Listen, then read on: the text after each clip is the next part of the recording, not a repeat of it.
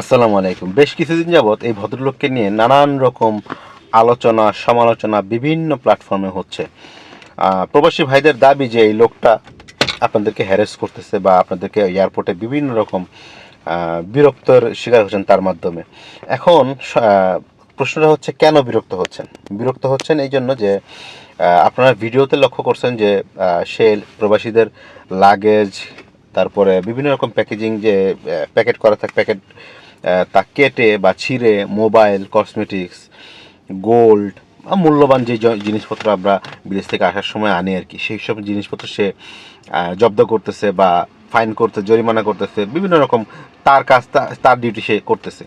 এখন সে অপরাধটা কি করতেছে, এটা হচ্ছে একটা প্রশ্ন। আপনারা যে সোশ্যাল মিডিয়াতে তাকে নিয়ে নানান রকম ট্রল, নানান রকম গালাগালি, বিশ্রী ভাষায় কথা বলতেছেন, আপনাকে আগে এটা চিন্তা করতে হবে যে চিন্তা করেন যে আসলে সে অপরাধ কী করতেছে।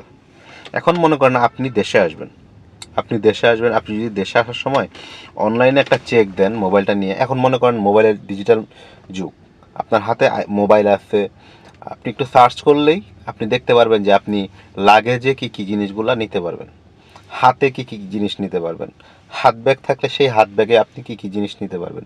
সেই জিনিসগুলো আপনি যদি ইন্টারনেটে চেক দেন যে আপনি শুল্ক ছাড়া কী কী জিনিস, কতটুকু জিনিস নিতে পারবেন, আবার কোন কোন জিনিসের ক্ষেত্রে আপনার শুল্ক দেওয়া লাগবে। শুল্ক মানে ট্যাক্স, আপনার এই ট্যাক্স দেওয়া লাগবে।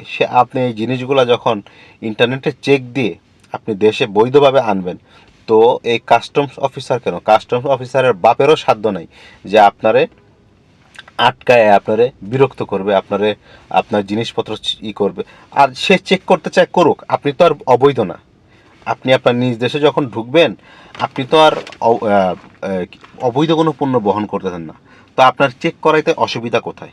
আপনি চেক করান, ওকে, আপনি চেক করেন, এভাবে বলতে পারেন। আপনার যদি বুকে দম থাকে যে আপনি কোনো ক্রাইমের সাথে যুক্ত না, তাহলে চেক করতে দেন, সমস্যা কোথায়?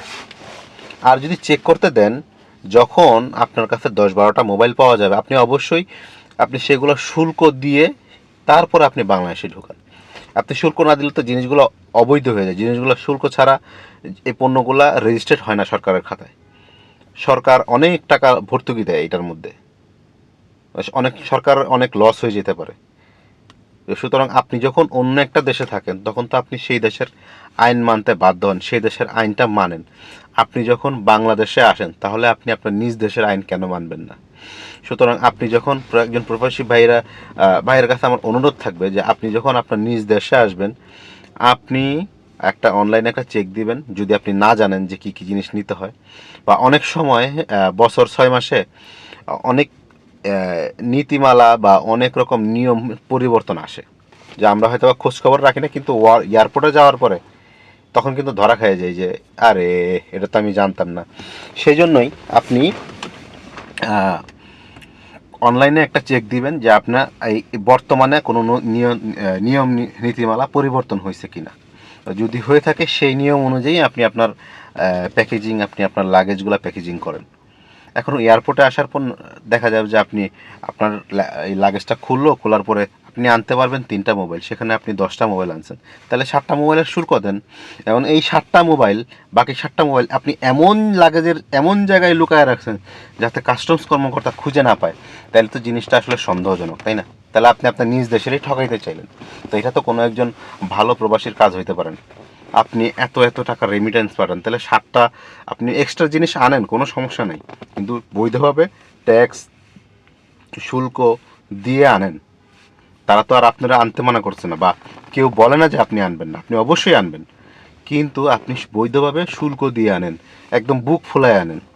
আর বিশেষ করে এই রিসেন্টলি যে জিনিসগুলো, যে সমস্ত ভিডিওগুলো এই লোকটার ভাইরাল হইতে দেখছি, বেশিরভাগই কিন্তু এরা লাগেজ পার্টি। এরা কিন্তু সবাই প্রবাসী যে এরকম না, সবাই যে প্রবাসী এরকম না। কিছু কিছু প্রবাসীও আছে এই ধরনের চিন্তা ভাবনা নিয়ে রাখে যে আমি এতগুলো জিনিস এই জায়গায় ওই জায়গায় লুকায় টুকায় নিব, সেটা তো আছেই। আবার বেশিরভাগ ক্ষেত্রে কিন্তু এরা প্রবাসী না, এরা হচ্ছে লাগেজ পার্টি।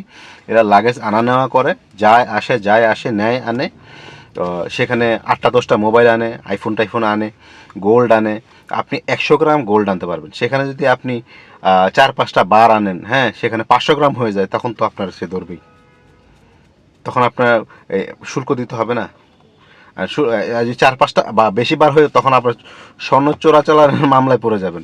তো সুতরাং এই সমস্ত বিষয়গুলোতে যারা প্রবাসী ভাইয়েরা খুব রিসেন্টলি খুব বর্তমানে অনেক কিছু না বুঝেই বা না বিবেচনা করেই বিভিন্ন রকম গালিগালাজ, বিভিন্ন রকম মন্তব্য করে ফেলেন, তারা আসলে আপনারা হয়তোবা ভুল বুঝে এরকম করতেছেন। তা আমার মতে আপনারা কোনো একটা মন্তব্য করার আগে আসলে সে কি বলছে, তার এটা সে কি কাজটা করছে, সে আসলে রং কিনা, এইটা যাচাই বাছাই করে বলা উচিত। তো আশা করি আমার এই কথাগুলো আপনারা বুঝতে পারছেন। ভালো থাকবেন সবাই। ভিডিওটি আমি এখানেই শেষ করছি। আর দেখা হবে নতুন কোনো ভিডিওতে। সেই পর্যন্ত আমার সাথে থাকবেন। আর আপনাদের সুস্থতা কামনা করি, আপনাদের সবসময় দোয়া করি আপনাদের জন্য। আপনারা ভালো থাকেন, সুস্থ থাকেন, সুন্দরভাবে দেশে ফিরেন। আল্লাহ হাফেজ। আমার এই চ্যানেলটার সাথেই থাকবেন। ধন্যবাদ।